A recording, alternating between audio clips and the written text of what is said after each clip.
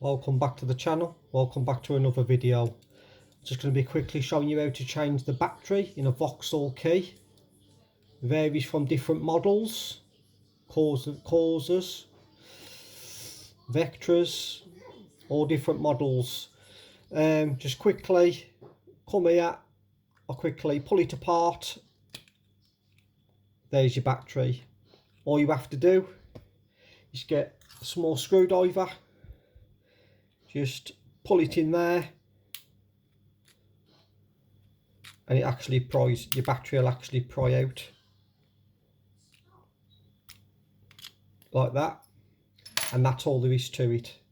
That's actually, come focus, the battery. And yeah, just get it, push it straight back in, push it down,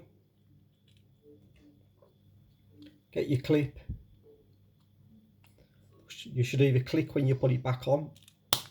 There you go, all done.